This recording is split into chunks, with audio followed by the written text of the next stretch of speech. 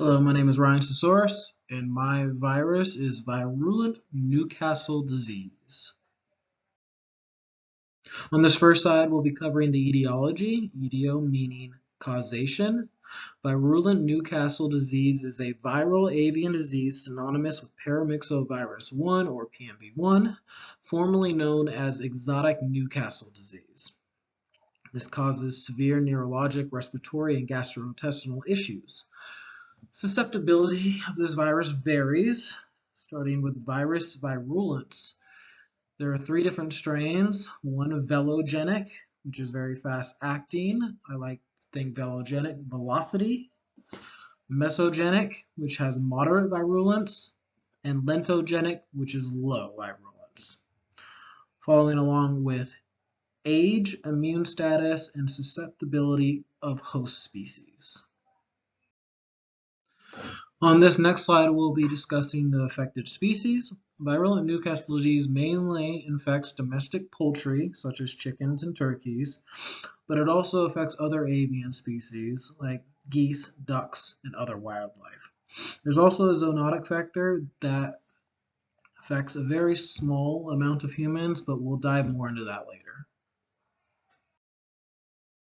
Next are the symptoms of Newcastle disease, which consist of inactivity, depression, coughing, sneezing, respiratory distress, nasal discharge, swollen eyelids, diarrhea, drooping wings, and reduced egg production. Newcastle disease can transmit through a variety of methods, starting with respiratory droplets, so it can be transmitted through the air. Also with contact of bodily fluids of sick birds, such as diarrhea, and then contact with infected farming equipment, clothing, shoes, and hands. So this might be the most important slide, and that is prevention. The reason why this is so important is there is no cure.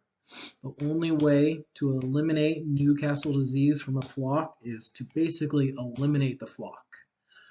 So biosecurity is extremely key in keeping a healthy flock. You want to be washing your hands, and you want dedicated clothing for the poultry area. You want to be changing your clothes all the time when you enter and when you leave. And you never want to use borrowed equipment from other farms because you just never know what will be infected.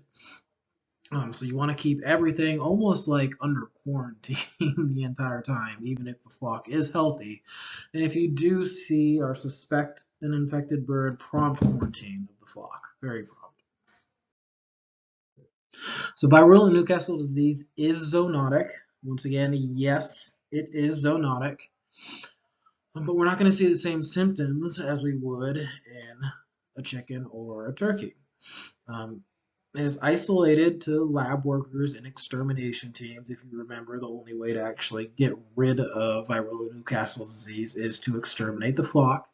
And humans can get a case of conjunctivitis, also known as pink eye. So there are also no known cases from consumption of tainted meat. And lastly, virulent Newcastle disease is a worldwide problem. Although it primarily affects the nations of Africa, Asia, and South America, there are cases that affect pretty close to home as well, although it's not as common. An example is Southern California just kind of broke out of an outbreak that lasted 2 years from December 28th through February 2020.